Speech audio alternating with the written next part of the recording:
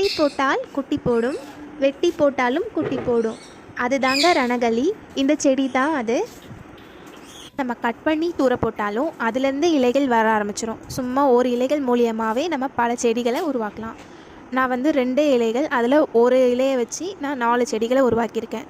இலையோட சைடு பகுதியில் குட்டி குட்டியாக வந்து செடிகள் வளர ஆரம்பிச்சிடும்.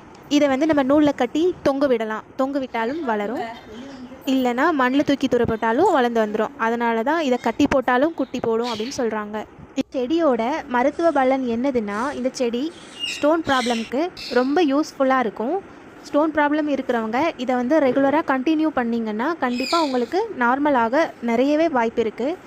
2 இலை இல்லைன்னா 3 இலை கட் பண்ணி மிக்ஸி ஜாரில் போட்டு அதை வந்து நல்லா சாறு எடுத்து நீங்கள் குடிச்சிங்க அப்படின்னா ஸ்டோன் ப்ராப்ளம் கண்டிப்பாக கொஞ்சம் கொஞ்சமாக உங்களுக்கு க்யூர் ஆயிரும்.